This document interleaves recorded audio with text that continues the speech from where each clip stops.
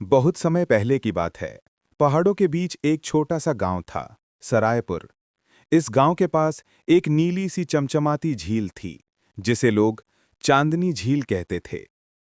गांव वालों का मानना था कि झील में कोई रहस्य छिपा है, इसलिए शाम ढलने के बाद वहां कोई नहीं जाता था। गांव में अनाया नाम की बहादुर लड़की रहती थी। वो किताबों और रोमांचक कहानियों की बहुत शौकीन थी। जब भी वो झील के पास जाती, उसे लगता जैसे पानी की सतह पर कोई बुला रहा हो। एक रात पूर्णिमा थी। चांद की रोशनी झील पर ऐसे पड़ रही थी जैसे उस पर चांदी बिछा दी गई हो। अनया अपने दोस्तों को साथ लेकर झील के किनारे गई। अचानक उसे पानी के भीतर से हल्की सी रोशनी दिखाई दी। उसने डरते डरते पानी में हाथ डाला और तभी उसकी हथेली में एक नीला पत्थर आ गया।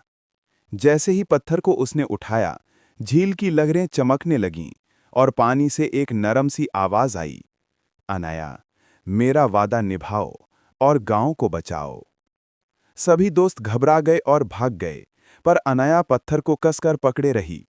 अगले दिन अनाया ने गांव के बुजुर्ग से पूछा। बुजुर्ग ने बताया, सदियों पहले इस झील में एक देवी की आत्मा रहती थी। गांव पर जब जब संकट आता, वो एक चुने हुए इंसान को नीला पत्थर देती और वही इंसान गांव की रक्षा करता। लगता है इस बार वो चुनी हुई तुम हो। अनया हैरान थी, लेकिन उसके दिल में डर से ज्यादा साहस था। कुछ ही दिनों बाद पहाड़ से एक विशालकाय बाढ़ आने लगी।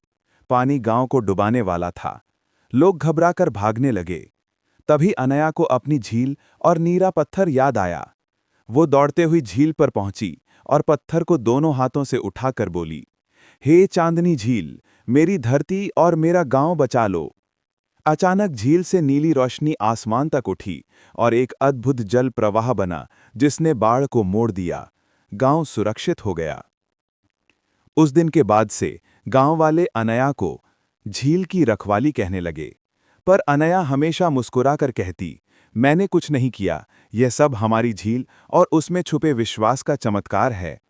गांव के बच्चे आज भी झील के किनारे बैठकर नीले पत्थर की कहानी सुनते हैं।